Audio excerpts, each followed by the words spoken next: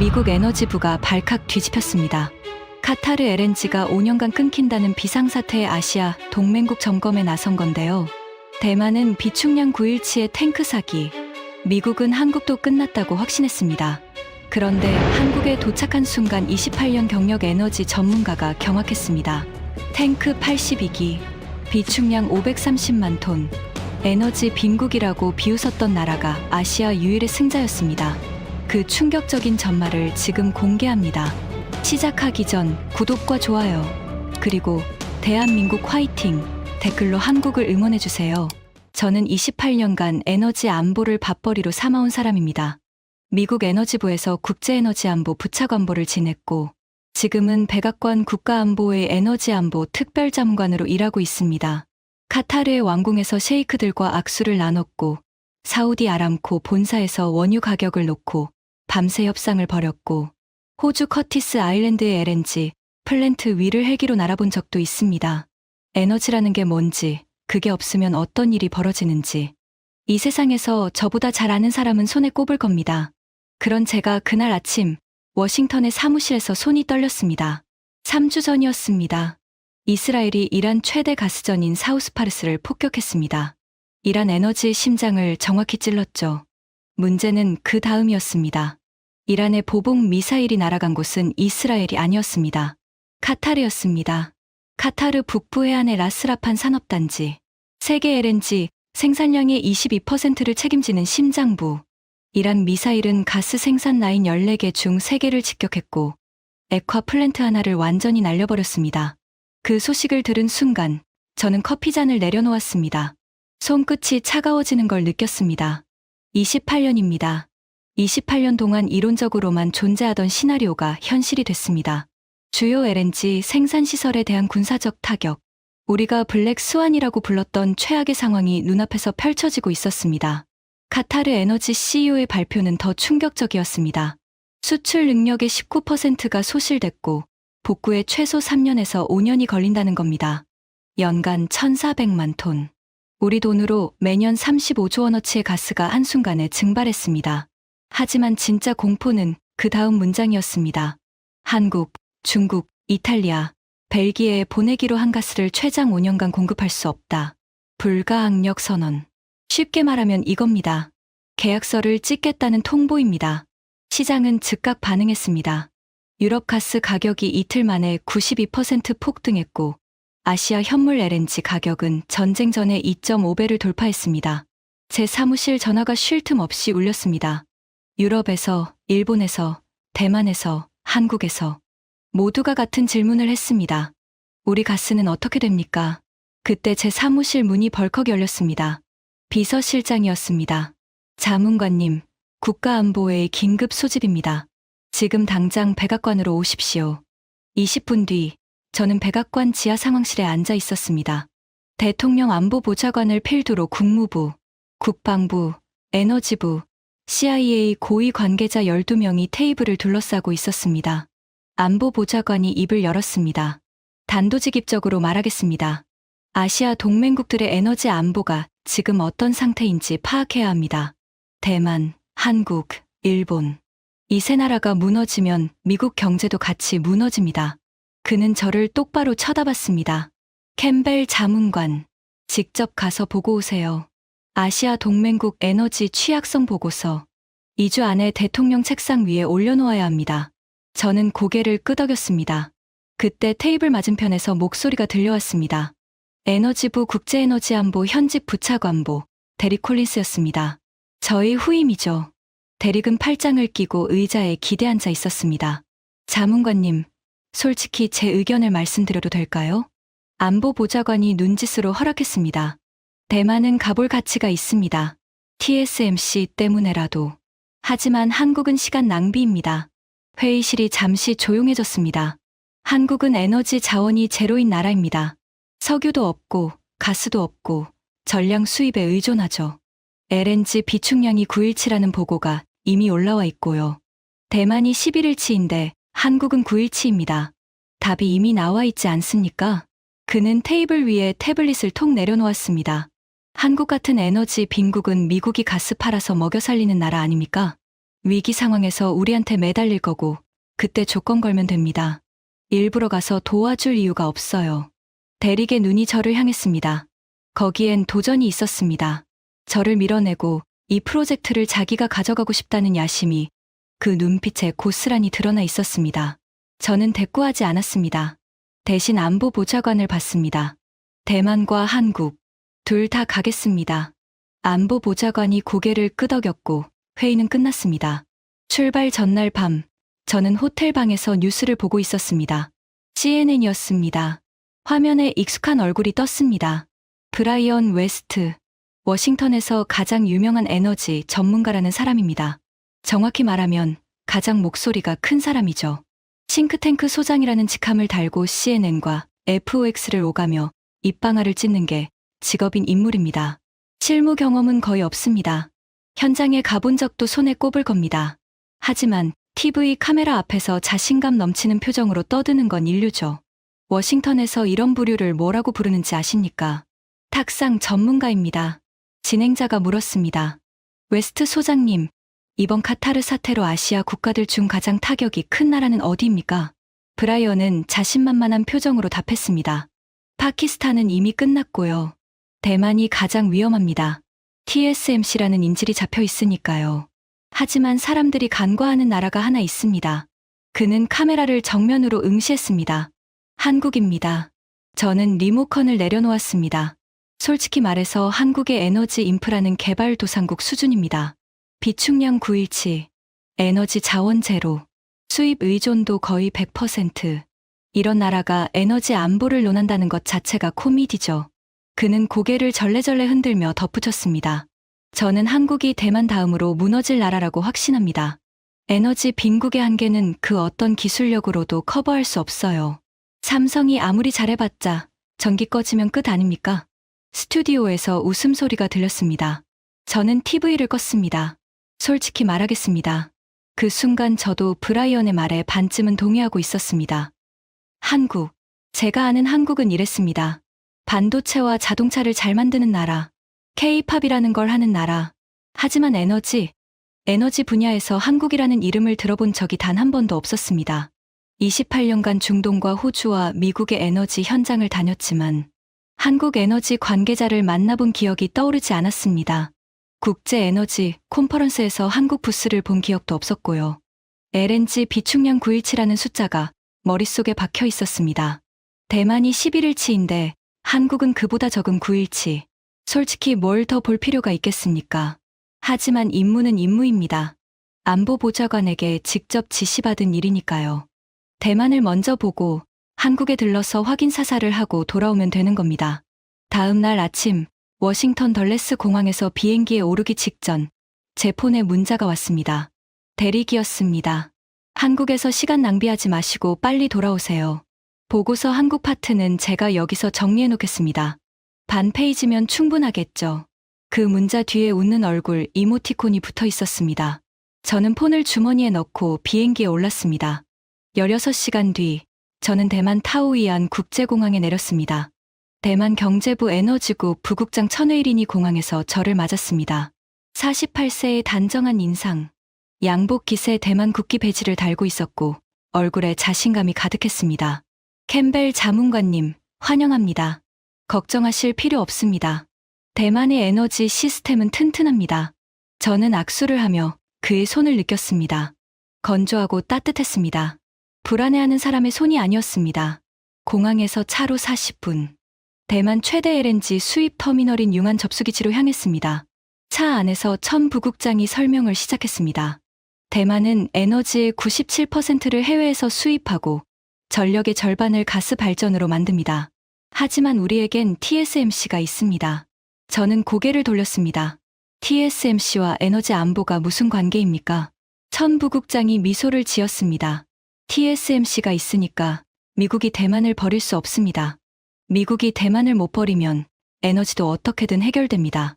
그게 우리의 안보 전략이에요. 저는 입을 다물었습니다. 반도체 하나에 나라의 에너지 안보를 걸겠다는 논리가 과연 맞는 건지 그 순간엔 판단이 서지 않았습니다. 융안 접수기지에 도착했습니다. 정문을 지나자 바다 냄새가 코끝을 찔렀습니다. 짠 바람이 공장 배관 사이를 훑고 지나갔습니다. 터미널 전체를 둘러보는데 1시간이 걸렸습니다. 저는 안내를 맡은 기지 소장에게 물었습니다. 현재 비축량이 어느 정도입니까? 소장이 태블릿을 들여다보며 답했습니다. 현재 재고는 약 9일치 분량입니다. 저는 눈을 깜빡였습니다. 9일이요? 고작 9일? 소장이 고개를 끄덕였습니다. 원래부터 그랬습니다. 대만은 저장 탱크를 크게 짓지 않습니다. 배가 정기적으로 오니까 도착하면 바로 쓰는 구조로 설계했거든요. 재고를 쌓아두는 건 돈이 많이 드니까요. 저는 터미널 옥상에 올라갔습니다. 바람이 거셌습니다. 눈앞에 LNG 저장 탱크가 보였습니다. 은빛 원통형 구조물이 햇빛을 받아 반짝이고 있었습니다. 숫자를 세어봤습니다. 탱크 사기. 고작 사기였습니다. 28년간 전 세계 에너지 시설을 다녀봤지만 이 정도 규모의 경제 대국이 탱크 사기로 버티고 있다는 사실이 믿기지 않았습니다. 가슴이 답답해졌습니다. 이건 효율이 아니라 도박이었습니다. 저는 천 부국장을 돌아봤습니다. 부국장님, 카타르에서 가스가 3년에서 5년간 못 온다고 했습니다. 배가 정기적으로 오는 구조가 무너진 겁니다. 그러면 이 탱크 사기로 어떻게 버티실 계획입니까? 천 부국장의 표정이 처음으로 흔들렸습니다. 자신감으로 가득하던 얼굴에 미세한 균열이 생겼습니다. 미국산 LNG를 긴급 계약하고 있고 4월 말까지는 충분히 버틸 수 있습니다. 4월 말 이후는요? 바람 소리만 터미널 위를 휘감았습니다. 천 부국장의 넥타이가 바람에 흔들렸습니다. 대안을 마련 중입니다. 그 대답에서 저는 불안을 느꼈습니다. 대안을 마련 중이라는 말은 아직 대안이 없다는 뜻이니까요. 다음 날, 저는 TSMC가 있는 신주과학단지를 방문했습니다. 세계 첨단 반도체의 90%를 찍어내는 공장들이 빼곡하게 들어서 있었습니다. 애플, 엔비디아, AMD, 퀄컴. 전 세계 빅테크의 심장이 여기서 뛰고 있었습니다. 클릴론 복도를 걸으며 안내를 맡은 TSMC 관계자에게 물었습니다. 이 공장들이 전력을 얼마나 소비합니까? TSMC 단독으로 대만 전체 전력의 10분의 1을 사용합니다. 그 전력의 절반이 가스 발전이라고 들었는데 맞습니까? 맞습니다. 걸음을 멈췄습니다. 등골이 서늘해졌습니다. TSMC 하나가 대만 전기의 10%를 빨아들이고 있었습니다. 그 전기의 절반은 가스로 만들고 그 가스의 41%를 중동에서 가져오고 있었고요. 중동이 막혔습니다. 가스가 줄어들 겁니다. 전기가 불안해질 겁니다. 그러면 TSMC 공장이 멈춥니다. TSMC가 멈추면 전 세계 아이폰 생산이 멈춥니다. 엔비디아 AI 칩 생산이 멈춥니다. 전기차의 두뇌가 멈춥니다. 하지만 대만에겐 이걸 대체할 카드가 없었습니다. 원자력 발전소는 정치적인 이유로 가동을 멈춘 상태. 석탄은 미세먼지 문제로 제한 운영 중. 태양광과 풍력은 아직 전력의 8%도 안 되는 수준이었습니다. 저는 호텔로 돌아와 태블릿에 메모를 적었습니다. 대만. 에너지 안보 등급 심각. 비축량 9일치. 저장 탱크 사기. 중동 의존도 41%. 원전 백업 없음. 재생에너지 미미. TSMC. 전력 리스크 매우 심각. 그리고 그 아래에 한 줄을 더 적었습니다. 한국. 비축량 9일치로 보고됨 대만 이하. 에너지 자원 제로. 예상 등급 대만과 동일하거나 더 심각. 브라이언의 씨에는 발언이 머릿속에 떠올랐습니다. 대만 다음으로 무너질 나라는 한국이라던 그 말이요. 대만을 직접 보고 나니 브라이언의 말이 과장이 아닐 수도 있겠다는 생각이 들었습니다. 비행기 안에서 대리객에 보고 메일을 보냈습니다. 대만 상황 심각. 한국 방문 후 최종 보고서 작성 예정. 답장이 1분 만에 왔습니다. 한국은 빨리 끝내고 오세요. 제가 파키스탄 쪽 데이터 정리해 놓겠습니다. 보고서 한국 파트는 반 페이지면 충분할 겁니다. 에너지 빈국한테 뭘 더 쓰겠습니까? 반 페이지. 대릭은 한국이라는 나라의 에너지 안보를 보고서 반 페이지짜리로 생각하고 있었습니다. 솔직히 말하겠습니다. 그때까지 저도 대릭과 같은 생각이었습니다. 인천행 비행기 안에서 저는 노트북을 열어보고서 초안을 작성하기 시작했습니다. 아시아 동맹국 에너지 취약성 보고서. 한국 파트의 결론은 이미 정해져 있었습니다. 대만과 마찬가지로 한국 역시 카타르 사태에 극도로 취약하다. 미국의 긴급 에너지 지원이 필요하다. 2시간 뒤면 인천에 도착합니다. 그때까지 저는 몰랐습니다.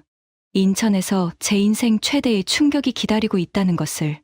그리고 제가 이 비행기 안에서 쓰고 있는 보고서를 한국을 떠날 때 제 손으로 직접 찢어버리게 된다는 것을. 인천국제공항에 내린 순간 저는 대만과의 차이를 느꼈습니다. 공항 자체가 달랐습니다. 대만 타오이안 공항은 오래된 건물 냄새가 나는 곳이었는데 인천은 마치 거대한 우주선 안에 들어온 것 같았습니다. 천장이 높고 바닥이 반짝이고 안내 로봇이 돌아다니고 있었습니다. 하지만 저는 공항 구경하러 온 게 아닙니다. 입국장을 빠져나오자 한 남자가 서 있었습니다. 짙은 남색 점퍼에 안전모를 팔에 끼고 있는 모습이 인상적이었습니다. 한국가스공사 박정환 부사장. 57세. 키가 크고 어깨가 넓었지만 눈은 조용했습니다. 말수가 적은 사람이라는 게 첫인상에서 바로 느껴졌습니다. 캠벨 자문관님, 환영합니다. 악수를 했습니다. 거칠고 두꺼운 손이었습니다. 사무실에서만 일한 사람의 손이 아니었습니다. 바로 가시겠습니까? 저는 고개를 끄덕였습니다. 어디로 갑니까? 박 부사장이 짧게 대답했습니다. 인천 LNG 기지입니다. 직접 보시는 게 가장 빠릅니다. 차를 타고 40분. 인천 앞바다가 보이기 시작했습니다. 저는 차 안에서 태블릿을 열어 한국 에너지 데이터를 다시 한번 훑어봤습니다.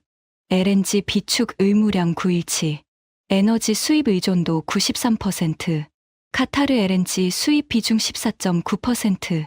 대만보다 카타르 의존도는 낮지만 어차피 에너지 자원이 없는 나라라는 본질은 같습니다. 저장 탱크가 몇 기 있는지는 모르겠지만 대만이 4기였으니 한국도 비슷하겠죠. 기껏해야 6기, 많으면 10기 정도? 기지 정문에 도착했습니다. 보안 게이트를 3개 통과했습니다. 출입증을 받고 안전교육을 15분 받고 안전모와 보호 안경을 착용했습니다. 보안이 엄격했습니다. 대만의 융안 기지에서는 출입증 하나면 바로 들어갔는데 여기는 공항 보안 검색보다 까다로웠습니다. 저는 박 부사장에게 물었습니다. 보안이 상당히 철저하군요. 박 부사장이 고개를 끄덕였습니다. LNG 기지는 국가 핵심 시설입니다. 테러 대비 등급이 군사 시설과 동일합니다. 게이트를 지나 기지 내부로 들어서는 순간이었습니다. 저는 걸음을 멈췄습니다. 눈앞에 펼쳐진 광경에 다리에 힘이 빠지는 느낌이 들었습니다. 은빛 거대한 원통이 끝도 없이 늘어서 있었습니다. 하나하나가 아파트 한 동만 한 크기였습니다. 햇빛을 받아 금속 표면이 번쩍이고 있었고 각 탱크 사이를 굵은 배관이 거미줄처럼 연결하고 있었습니다. 탱크 꼭대기에서 수증기가 피어오르고 있었고 기지 전체에서 낮은 기계음이 윙하고 울리고 있었습니다. 숫자를 세기 시작했습니다. 10기, 20기, 30기. 세다가 포기했습니다. 너무 많았습니다. 몇 기입니까? 제 목소리가 떨리고 있었습니다. 스스로 느낄 수 있었습니다. 박 부사장이 담담하게 대답했습니다. 인천 기지에 42기, 전국 5개 기지를 합치면 총 82기입니다. 82기. 대만이 4기였습니다. 한국은 82기. 20배가 넘었습니다. 저는 잠시 아무 말도 할 수 없었습니다. 바람 소리와 기계음만 귀를 채웠습니다. 28년간 전 세계 에너지 시설을 다녔습니다. 카타르의 라스라판도, 호주의 커티스 아일랜드도, 미국의 사빈패스도 가봤습니다. 하지만 이런 규모의 LNG 저장 시설은 처음이었습니다. 이게 세계 최대 규모 아닙니까? 박 부사장이 살짝 고개를 끄덕였습니다. 단일 국가 LNG 저장 시설로는 세계 최대입니다. 가슴이 두근거렸습니다. 이건 제가 예상한 것과 완전히 달랐습니다. 그러면 실제 비축량은 얼마나 됩니까? 언론에서 917라고 보도하던데요. 박 부사장의 입꼬리가 아주 미세하게 올라갔습니다. 웃는 건지 아닌 건지 모를 정도였습니다. 9일이라는 건 법으로 정해놓은 의무 비축 기준입니다. 최소한 이만큼은 항상 갖고 있어라. 라는 바닥선이죠. 그는 제 눈을 정면으로 바라봤습니다. 실제 재고는 530만 톤입니다. 저는 계산기를 꺼냈습니다. 한국의 연간 LNG 소비량이 약 4,500만 톤. 530만 톤이면 약 43일치입니다. 43일치라고요? 그렇습니다. 대만이 9일치였습니다. 한국은 43일치. 거의 5배였습니다. 그것도 탱크 4기가 아니라 82기에 담겨있는 물량이었습니다. 저는 안전모를 벗고 머리카락을 쓸어 올렸습니다. 이마에 땀이 맺혀 있었습니다. 잠깐만요. 제가 가진 데이터에는 비축량 9일이라고 되어 있었습니다. 미국 에너지부의 공식 자료입니다. 박 부사장이 고개를 가볍게 저었습니다. 에너지 비축량이라는 건 일종의 국가 안보 정보입니다. 얼마나 갖고 있는지 공개하면 상대국이나 시장이 그걸 보고 전략을 조절할 수 있으니까요. 공식적으로는 의무 기준인 9일분을 상회하는 상당량을 보유하고 있다고만 발표합니다. 그걸 왜 저한테 알려주는 겁니까? 박 부사장이 처음으로 온전한 미소를 지었습니다. 백악관에서 보고서를 쓰신다면서요. 정확한 숫자를 아셔야죠. 저는 태블릿을 꺼내 메모를 시작했습니다. 손이 떨렸습니다. 흥분 때문이었습니다. 이건 제가 예상한 한국이 아니었습니다. 박 부사장이 기지 안쪽을 가리켰습니다. 더 보시겠습니까? 당연히 봐야죠. 우리는 기지 깊숙이 걸어 들어갔습니다. 기지 관제실에 들어섰습니다. 벽면 가득 모니터가 빼곡했습니다. 전국 5개 기지의 LNG 재고 현황, 운반선 입항, 스케줄, 배관 압력, 탱크 온도가 실시간으로 표시되고 있었습니다. 마치 군사 작전실 같았습니다. 저는 모니터 앞에 서서 데이터를 하나씩 읽기 시작했습니다. 인천 기지, 평택 기지, 통영 기지, 삼척 기지, 제주 기지. 전국 5곳에 기지가 흩어져 있었습니다. 한 곳이 공격당하거나 사고가 나도 나머지 4곳이 버틸 수 있는 구조였습니다. 대만은 융한 접수기지 한 곳에 거의 모든 걸 걸고 있었습니다. 거기가 막히면 끝이었죠. 한국은 5곳에 분산시켜 놓은 겁니다. 혹시 추가 기지 건설 계획도 있습니까? 박 부사장이 고개를 끄덕였습니다. 당진에 새 기지를 짓고 있습니다. 완공되면 6개 기지 체제가 됩니다. 6개 기지. 82기에서 더 늘어나는 겁니다. 저는 의자에 앉아 잠시 생각을 정리했습니다. 그리고 가장 중요한 질문을 던졌습니다. 카타르 의존도는 얼마나 됩니까? 솔직히 이게 핵심입니다. 박 부사장이 모니터 하나를 가리켰습니다. 한국의 LNG 수입 처별 비중이 원형 그래프로 나타나 있었습니다. 호주가 32.1%로 가장 큽니다. 말레이시아가 16.5%, 카타르는 13.2%, 미국이 약 14%입니다. 13.2%. 대만의 중동 의존도 41%와 비교하면 3분의 1도 안 되는 수치였습니다. 그런데 여기서 끝이 아닙니다. 박 부사장이 다른 모니터를 가리켰습니다. 올해 연말에 카타르와의 장기 계약 중 230만 톤분이 만료됩니다. 원래라면 재계약해야 하는데 이미 갱신하지 않기로 결정했습니다. 재계약을 안 한다고요? 그러면 내년 카타르 비중은 7% 아래로 떨어집니다. 7%. 한국은 카타르 사태가 터지기도 전에 이미 카타르 의존도를 줄이고 있었던 겁니다.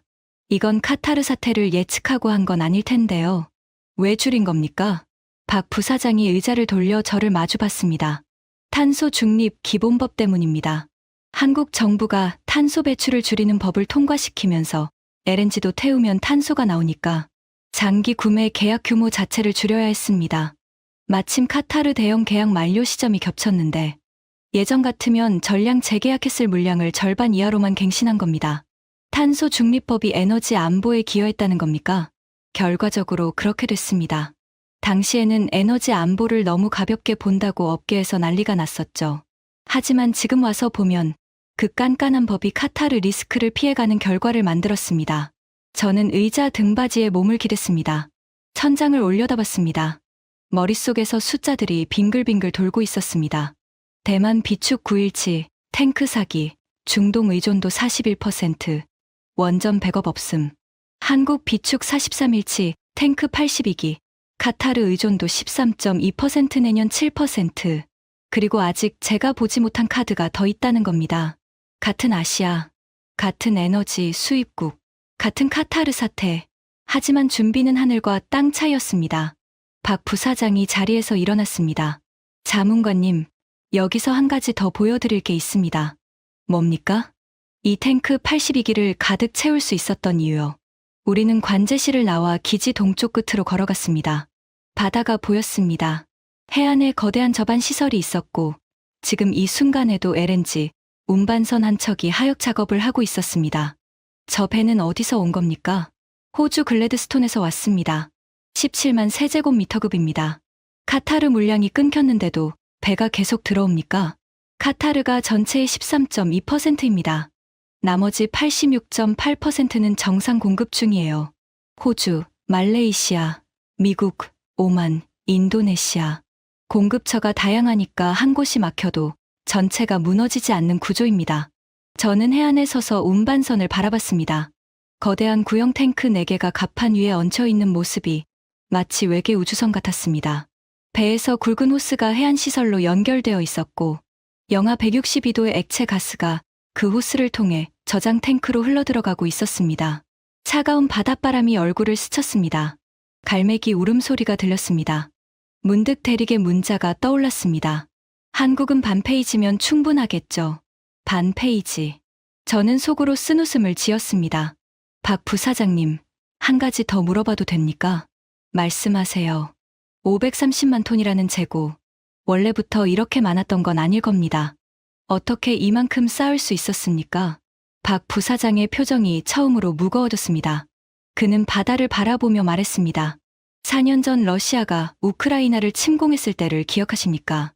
러시아 가스가 끊기면서 전 세계적으로 LNG 쟁탈전이 벌어졌습니다. 그때 우리 재고도 바닥까지 떨어졌습니다.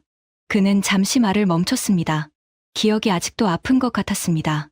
겨울은 다가오는데 창고는 비어 있었습니다. 웃돈을 주고 긴급으로 사서 채웠습니다. 가스공사가 수십조 원 적자를 냈고 한국전력도 수십조 원 적자를 냈습니다. 그 겨울이 끝났을 때 우리는 한 가지를 배웠습니다. 뭘 배웠습니까? 다시는 바닥을 보지 말자. 그 한마디에 모든 게 담겨 있었습니다. 그때부터 여름에 가스가 남으면 다시 얼려서 탱크에 넣기 시작했습니다. 전기료가 수백억 원씩 들었습니다. 감사원에서 방만경영이라고 지적했습니다. 언론에서도 왜 여름에 가스를 얼리느냐고 비판했고요. 박 부사장이 저를 돌아봤습니다. 하지만 우리는 탱크를 채웠습니다. 언젠가 이 나라를 지킬 날이 온다고 믿었으니까요. 저는 아무 말도 하지 못했습니다. 목이 뜨거워지는 걸 느꼈습니다. 감사원에게 욕먹으면서 언론에게 비판받으면서 그래도 탱크를 채운 사람들, 그 사람들 덕분에 지금 이 순간 전 세계가 가스 공포에 떨고 있는데 한국은 43일치를 품고 버티고 있는 겁니다. 대만의 천회일인 부국장이 떠올랐습니다. TSMC가 있으니까 미국이 버리지 못한다던 자신감. 반도체 하나에 나라의 운명을 걸었던 그 전략. 반면 한국은 아무도 알아주지 않는 곳에서 욕먹으면서 탱크를 쌓고 있었습니다. 효율을 택한 대만, 안전을 택한 한국. 같은 위기 앞에서 그 차이가 극명하게 드러나고 있었습니다. 다음 날 아침, 박 부사장이 차를 보냈습니다. 행선지는 한국산업통상자원부, 에너지정책총괄부서를 방문하는 일정이었습니다. 서울 세종대로 정부종합청사 앞에 내리자 경비원이 출입증을 확인했습니다.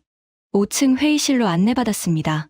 테이블에 산업부 에너지정책실장과 실무진 4명이 앉아 있었습니다. 정책실장이 프레젠테이션을 시작했습니다. 캠벨 자문관님, 한국의 에너지 비상대응 체계를 설명드리겠습니다. 스크린에 큰 글씨가 떴습니다. 3중 안전망. 첫 번째 방패.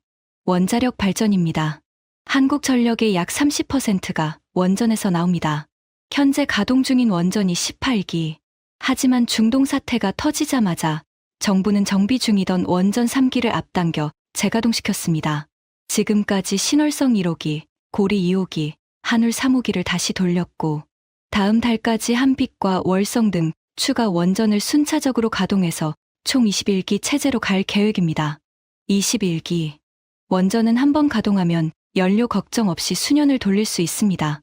중동에서 가스가 안 오든 말든 전기를 안정적으로 만들어낼 수 있는 겁니다. 저는 태블릿에 메모했습니다.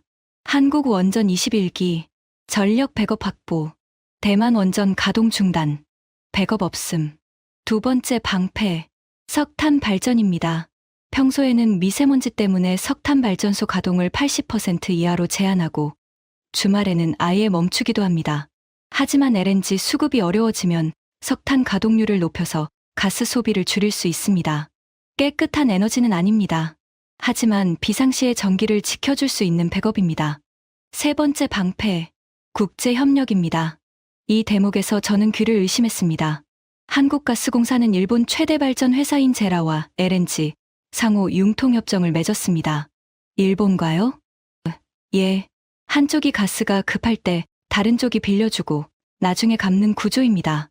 한국과 일본이 서로의 가스 비상금이 된 겁니다. 저는 펜을 놓았습니다. 한국과 일본. 역사적으로 사이가 좋지 않은 두 나라가 에너지 위기 앞에서 손을 잡았다는 겁니다.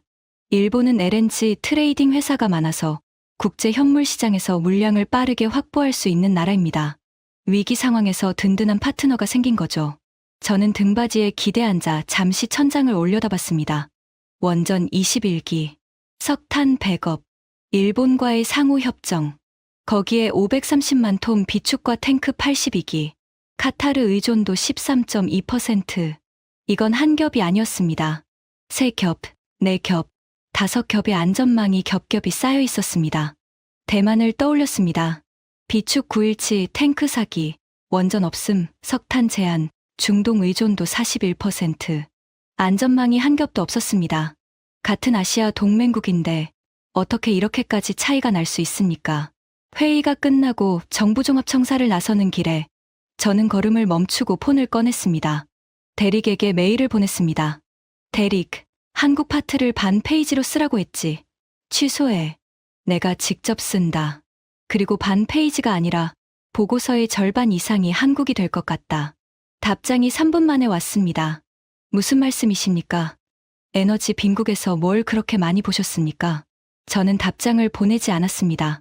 설명할 시간이 아까웠습니다. 다음 목적지가 기다리고 있었으니까요.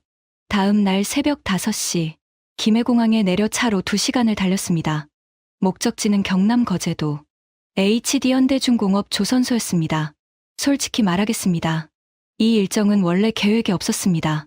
에너지 취약성 보고서에 조선소가 왜 필요한가 싶었죠. 하지만 한국 측이 강력하게 추천했고 박 부사장이 이렇게 말했습니다. 에너지 위기가 왜 한국에게 기회인지 보여드리겠습니다. 기회? 위기가 기회라니. 무슨 소린지 이해가 안 됐습니다.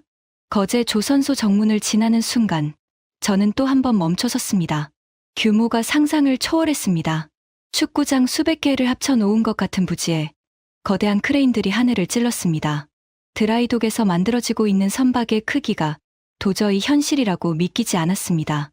조선소 기술총괄 김태우 소장이 안전모를 건네며 말했습니다. 캠벨 자문관님, LNG 운반선 제조 라인으로 안내하겠습니다. 드라이독 안으로 들어갔습니다. 발밑이 진동했습니다. 용접 불꽃이 사방에서 튀었고 금속 냄새가 코를 찔렀습니다. 수백 명의 기술자들이 개미처럼 움직이고 있었습니다. 눈앞에 있는 것은 완성 단계의 LNG 운반선이었습니다. 배 위에 올려진 구형 탱크의 크기만 해도 15층 건물과 맞먹었습니다. 이 배 한 척에 17만 세제곱미터의 LNG를 실을 수 있습니다. 한국 전체 가구가 2주일 동안 난방할 수 있는 양이에요. 김 소장이 자랑스러운 표정으로 말했습니다. 그런데 이 배를 만드는 기술을 가진 나라가 전 세계에 몇 개나 됩니까? 저는 에너지 업계에서 일해왔으니 대략은 알고 있었습니다. 하지만 정확한 숫자를 듣고 싶었습니다. 사실상 한국뿐입니다. 중국도 만드는 걸로 알고 있는데요. 김 소장이 고개를 저었습니다. 중국이 최근 물량을 늘리고 있는 건 맞습니다. 하지만 고부가 가치 대형 LNG 운반선은 다릅니다. 이 배는 영하 162도에서 가스가 새지 않도록 특수 단열 기술이 필요하고 멤브레인 탱크 공법이라는 걸 씁니다. 이걸 제대로 할 수 있는 곳은 HD현대중공업, 삼성중공업, 하나오션, 한국 세 회사뿐입니다. 세계 시장 점유율이 고부가 대형 선박 기준으로 80% 이상입니다. 80%. 저는 그 순간 카타르 사태와 이 조선소가 어떻게 연결되는지 깨달았습니다. 카타르 가스가 끊겼습니다. 전 세계가 미국, 호주, 아프리카에서 대체 물량을 사오기 시작했습니다. 하지만 문제가 하나 있었죠. 원래 중동에서 아시아까지 배로 약 25일이면 됐는데 미국이나 아프리카에서 오려면 40일에서 60일이 걸립니다. 배가 바다 위에 떠 있는 시간이 2배로 늘어나면서 LNG, 운반선의 수요가 폭발하는 겁니다. 그리고 그 배를 만들 수 있는 나라는 한국뿐이었습니다. 지금 주문이 어떻습니까? 김 소장의 표정이 환해졌습니다. 솔직히 전화가 너무 많이 옵니다. 미국 LNG 프로젝트, 카타르 복구 프로젝트, 호주 증설 프로젝트. 전 세계가 우리한테 배를 달라고 합니다. 그는 사무실로 안내하며 스크린을 켰습니다. 수주 현황이 떴습니다. 국내 조선 3사가 올해부터 4년간 만들 수 있는 LNG 운반선이 약 65척입니다. 그런데 미국발 LNG 프로젝트만으로도 필요한 배가 90척 이상입니다. 만들 수 있는 것보다 필요한 게 더 많다는 겁니까? 그렇습니다. 배를 만들 자리가 모자라서 가격이 오르고 있습니다. 척당 가격이 3천억 원을 넘어섰고 아직도 올라가고 있습니다. 3천억 원짜리 배를 65척 이상 만든다. 그것도 4년치 일감이 이미 확보된 상태에서 추가 주문이 계속 밀려들고 있다는 겁니다. 저는 멍하니 스크린을 바라봤습니다. 위기가 기회라는 말. 박 부사장이 한 말의 의미를 이제야 이해했습니다. 카타르 사태로 전 세계 LNG 공급망이 중동에서 미국, 호주 쪽으로 재편되고 있었습니다. 거리가 멀어지니 배가 더 필요하고 배를 만들 수 있는 곳은 한국뿐이었습니다. 전 세계가 공포에 떨고 있는 이 위기가 한국 조선업에는 수십조 원 규모의 특수가 되고 있었던 겁니다. 김 소장이 창밖을 가리켰습니다. 드라이독에서 거대한 LNG 운반선의 골격이 솟아오르고 있었습니다. 저 배가 완성되면 미국 사빈패스에서 일본 도쿄까지 LNG를 실어 나릅니다. 카타르가 빠진 자리를 미국산 가스가 채우고 그 가스를 실어 나르는 배는 한국이 만드는 겁니다. 저는 조선소 옥상에 올라갔습니다. 거제 앞바다가 눈앞에 펼쳐졌습니다. 바람이 거셌습니다. 바다 위에 완성된 LNG 운반선 3척이 출항을 기다리고 있었습니다. 은빛 구형 탱크가 햇빛을 받아 반짝이고 있었습니다. 이 배들이 바다를 건너 전 세계에 가스를 실어 나르는 겁니다. 대만이 필사적으로 구하고 있는 가스, 파키스탄이 사지 못해 공장을 멈추고 있는 가스, 유럽이 2.5배의 웃돈을 주고 사들이고 있는 가스, 그걸 실어 나르는 배를 이 나라가 독점하고 있었습니다. 에너지 빈국이라고 불렀습니다. 가스 한 방울 안 나오는 나라라고 무시했습니다. 하지만 가스를 실어 나르는 배를 지배하는 나라가 여기 있었습니다. 에너지의 흐름 자체를 쥐고 있는 나라였습니다. 거제에서 서울로 돌아오는 비행기 안에서 저는 머리가 복잡했습니다. 탱크 82기, 비축 530만 톤, 카타르 의존도 13.2%, 원전 21기, 일본 협정, 조선소 수주 폭발. 한국이라는 나라가 제 머릿속에서 완전히 다시 그려지고 있었습니다. 하지만 아직 하나가 더 남아 있었습니다. 박 부사장이 비행기 타기 직전에 건넨 말이 귀에 맴돌았습니다. 자문관님, 조선이 전부가 아닙니다. 이번 사태에서 가장 큰 판이 뒤집힐 수 있는 곳은 반도체입니다. 서울에 도착한 다음 날, 저는 반도체 업계 관계자를 만났습니다. 약속 장소는 서울 강남의 한 호텔 라운지였습니다. 이름을 밝힐 수는 없지만 업계에서 30년 넘게 일해온 인물이었습니다. 대만 TSMC 이야기를 들으셨죠? 저는 고개를 끄덕였습니다. 직접 봤습니다. 전력의 절반이 가스 발전이고 중동 의존도 41%에 비축 9일치. 원전도 없습니다. 그가 커피를 한 모금 마시고 말했습니다. 지금 엔비디아, 애플, AMD 같은 빅테크 기업들이 뭘 고민하고 있는지 아십니까? 대만에만 몰아주는 게 맞나, 아닌가? 정확합니다. TSMC의 기술력에 금이 간 건 아닙니다. 세계 최고죠. 하지만 TSMC를 둘러싼 에너지 신뢰도에 균열이 생겼습니다. 아무리 기술이 좋아도 전기가 불안하면 칩을 못 찍으니까요. 그게 한국에게 어떤 의미입니까? 한국의 삼성전자와 SK하이닉스를 보세요. 원전과 석탄이라는 전력 백업이 있습니다. LNG 수급도 안정적이고요. 대만이 에너지 불안에 시달리는 동안 한국 반도체 공장은 정상 가동을 유지할 수 있습니다. 그는 목소리를 낮췄습니다.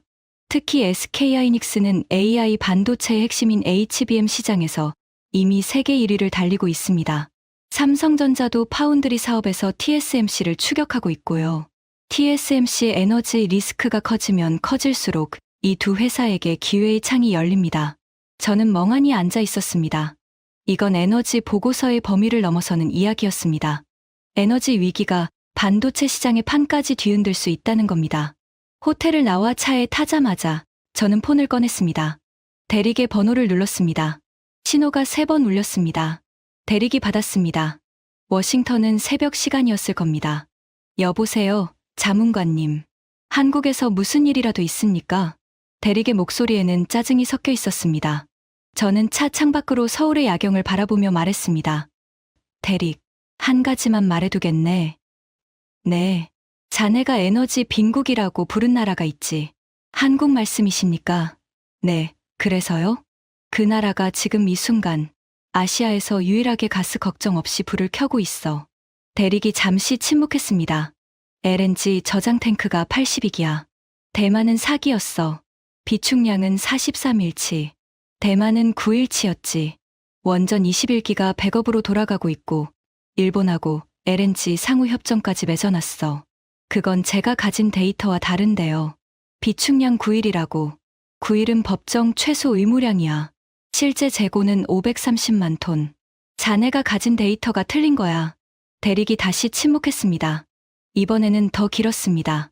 저는 말을 이었습니다. 그리고 이 나라 조선소에 전 세계가 줄을 서고 있어. LNG 운반선을 만들 수 있는 곳이 사실상 여기뿐이거든. 카타르 사태가 이 나라에는 수십조 원 규모의 특수가 되고 있다고. 그게 가능합니까? 내가 직접 봤어. 목소리를 한 톤 낮췄습니다. 대릭, 자네가 보호해줘야 한다고 했던 나라. 먹여 살린다고 했던 나라. 반 페이지면 충분하다고 했던 나라. 그 나라가 지금 미국 에너지 안보 전략의 벤치마크가 돼야 할 수준이야. 전화 너머에서 대릭이 침을 삼키는 소리가 들렸습니다. 보고서 한국 파트, 반 페이지가 아니라 20페이지 이상 될 거야. 그리고 결론도 자네 생각과 완전히 다를 거다. 긴 침묵이 흘렀습니다. 알겠습니다. 대릭의 목소리에서 짜증이 사라져 있었습니다. 대신 그 자리에 당혹감이 채워져 있었습니다. 전화를 끊었습니다. 서울의 야경이 창밖으로 흘러갔습니다. 한강 위로 다리에 불빛이 반짝이고 있었고 강변 아파트 수만 개의 창문에서 따뜻한 불빛이 새어나오고 있었습니다. 저 불빛들. 전 세계가 가스 공포에 떨고 있는 이 순간에도 저 불빛들은 꺼지지 않고 있었습니다. 82기의 탱크와 530만 톤의 가스와 21기의 원전이 저 불빛들을 지키고 있었습니다. 욕먹으면서 탱크를 지은 사람들, 적자를 내면서 가스를 채운 사람들, 아무도 몰라주는 곳에서 이 나라의 에너지를 지켜온 사람들 덕분이었습니다. 하지만 아직 모든 게 완벽한 건 아니었습니다. 이 나라에도 약점이 있었습니다. 그리고 그 약점이 다음 날 제 앞에 모습을 드러낼 줄은 그때는 몰랐습니다. 한국에서의 마지막 날이었습니다. 아침에 박 부사장에게서 연락이 왔습니다. 자문관님, 마지막으로 보여드리고 싶은 게 있습니다. 솔직한 이야기를 하나 드려야 해서요. 저는 직감적으로 알았습니다. 지금까지 한국의 강점만 봤습니다. 이제 약점을 보여주려는 거구나. 약속 장소는 인천 LNG 기지 관제실이었습니다. 다시 돌아온 기지. 82기의 탱크가 여전히 은빛으로 빛나고 있었습니다. 하지만 오늘 이야기의 주인공은 탱크가 아니었습니다. 관제실에 들어서자 박 부사장이 모니터 하나를 가리켰습니다. 글로벌 헬륨 공급 현황이 표시되어 있었습니다. 자문관님, 한국에도 약점이 있습니다. 솔직히 말씀드리겠습니다. 박 부사장의 목소리가 진지했습니다. 헬륨입니다. 헬륨. 반도체를 만들 때 절대 빠질 수 없는 가스. 칩에 회로를 새기는 과정에서 불순물을 날려보내고 온도를 정밀하게 잡아주는 역할을 합니다. 이게 없으면 최첨단 칩을 찍어낼 수가 없습니다. 한국의 헬륨 수입 중 카타르 의존도가 58%입니다. 58%. 가스 의존도 13.2%와는 차원이 다른 숫자였습니다. 라스아판이 멈추면서 헬륨 공급도 같이 끊겼습니다.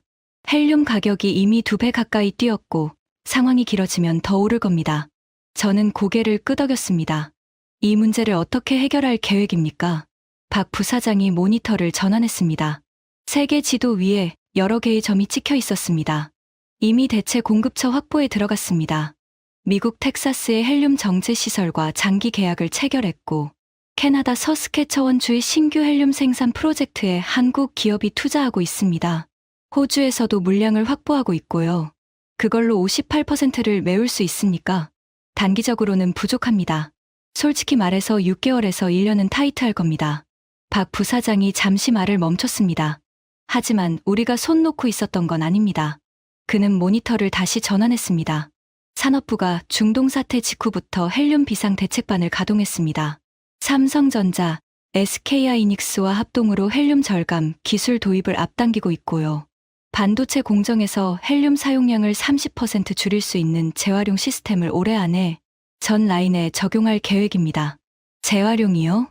헬륨은 한 번 쓰면 대기 중으로 날아가 버리는 게 보통입니다. 하지만 한국 기업들이 공정 중에 빠져나가는 헬륨을 포집해서 다시 정제하는 기술을 개발했습니다. 완벽하진 않지만 수입 의존도를 상당 부분 낮출 수 있습니다. 저는 태블릿에 메모를 적으면서 생각했습니다. LNG에서는 이미 완벽한 대비를 해놓은 나라가 헬륨에서는 약점을 가지고 있었습니다. 하지만 그 약점을 인식하고 이미 대응에 들어갔다는 점이 달랐습니다. 대만에서 천회일임 부국장에게 에너지 대책을 물었을 때 돌아온 대답은 대안을 마련 중입니다였습니다. 구체적인 계획은 없었죠. 한국은 달랐습니다. 약점을 정면으로 인정하면서도 이미 미국, 캐나다, 호주로 공급처를 분산하고 기술적으로 사용량 자체를 줄이는 작업에 들어가 있었습니다. 박 부사장이 자리에서 일어나며 말했습니다. 자문관님, 마지막으로 한 가지만 더 말씀드려도 되겠습니까? 물론이죠. 그는 창밖의 탱크들을 바라봤습니다. 82기의 은빛 원통이 오후 햇살을 받아 빛나고 있었습니다. 저 탱크를 지을 때 이야기입니다. 박 부사장의 목소리가 낮아졌습니다. 4년 전 러시아 사태 이후 우리는 탱크를 더 짓기로 했습니다. 여름에 남는 가스를 다시 얼려서 저장하기로 했고요. 전기료만 수백억 원이 들었습니다. 그는 잠시 말을 멈추고 숨을 들이켰습니다. 감사원 감사가 들어왔습니다. 방만경영이라고 했습니다. 여름에 쓰지도 않는 가스를 왜 다시 얼려서 전기료를 수백억씩 태우느냐. 비효율의 극치라고요. 언론에서도 때렸습니까? 때렸죠. 가스공사가 혈세를 낭비한다고 직원들 사기가 바닥을 쳤습니다. 박 부사장이 저를 돌아봤습니다. 하지만 그때 저희 사장님이 이렇게 말씀하셨습니다. 욕먹어도 좋다. 탱크를 비워두는 것보다 욕먹는 게 낫다. 언젠가 이 탱크가 이 나라를 지키는 날이 올 거다. 창밖으로 바람이 불었습니다. 탱크 위에서 수증기가 피어오르고 있었습니다. 그리고 그날이 왔습니다. 저는 아무 말도 하지 못했습니다. 목 안쪽이 뜨거워지는 걸 느꼈습니다. 28년간 에너지 안보를 논하며 살아왔습니다. 전략을 짜고 보고서를 쓰고 회의실에서 숫자를 놓고 토론했습니다. 하지만 욕먹으면서도 탱크를 채운 사람들, 적자를 내면서도 가스를 쌓은 사람들, 감사원에게 지적받으면서도 비워두는 것보다 낫다고 밀어붙인 사람들, 그런 사람들을 만난 건 처음이었습니다. 이건 시스템이 아니었습니다. 전략도 아니었습니다. 신념이었습니다. 인천공항에서 워싱턴행 비행기에 올랐습니다. 비행기가 이륙하는 순간 창밖으로 인천 앞바다가 보였습니다. LNG 기지의 은빛 탱크들이 점점 작아지다가 구름 속으로 사라졌습니다. 저는 노트북을 열었습니다. 비행기 안에서 작성하기 시작한 보고서가 아직 열려 있었습니다. 아시아 동맹국 에너지 취약성 보고서. 한국 파트에 이미 적어놓은 결론이 눈에 들어왔습니다. 대만과 마찬가지로 한국 역시 카타르 사태에 극도로 취약하다. 미국의 긴급 에너지 지원이 필요하다. 저는 커서를 그 문장 앞에 놓았습니다. 그리고 전부 지웠습니다. 30분 뒤 저는 보고서 제목부터 다시 쓰기 시작했습니다. 원래 제목은 아시아 동맹국 에너지 취약성 보고서였습니다. 취약성. 약점을 찾으러 간 거였죠. 하지만 한국에서 제가 본 것은 약점이 아니었습니다. 새 제목을 적었습니다. 아시아 에너지 안보 비교 분석 위기에서 기회를 만든 한국 모델. 13시간 비행 동안 저는 단 한순간도 쉬지 않았습니다. 한국에서 보고 들은 모든 것을 보고서에 담았습니다. 탱크 82기와 530만 톤의 비축. 카타르 의존도 13.2%, 내년 7%로 축소. 공급처 다변화 전략. 원전 21기 백업. 석탄 비상 가동 계획. 일본과의 상호 협정. 조선업 수주 폭발. 반도체 기회의 창. 헬륨 약점과 그에 대한 대응까지. 그리고 보고서 마지막에 결론을 적었습니다. 한국은 미국이 보호해야 할 동맹국이 아니다. 미국이 에너지 안보 전략에서 벤치마크해야 할 나라다.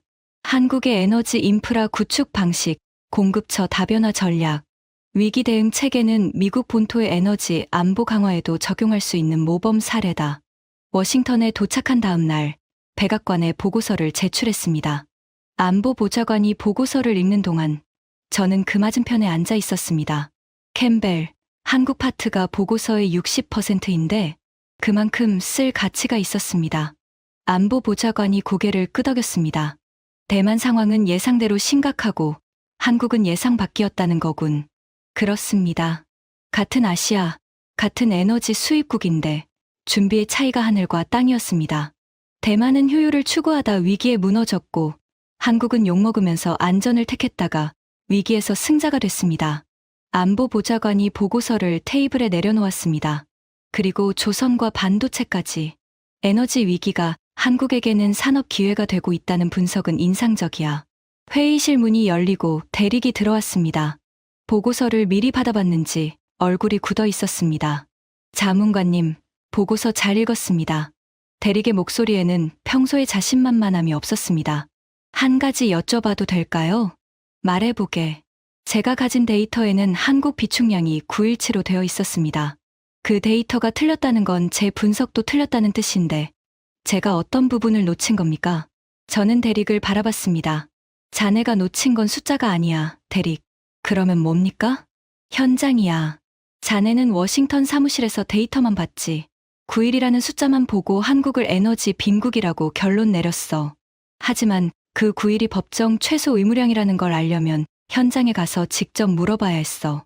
82기의 탱크를 눈으로 봐야 했고 욕먹으면서 탱크를 채운 사람들을 만나봐야 했어. 대릭이 아무 말도 하지 못했습니다.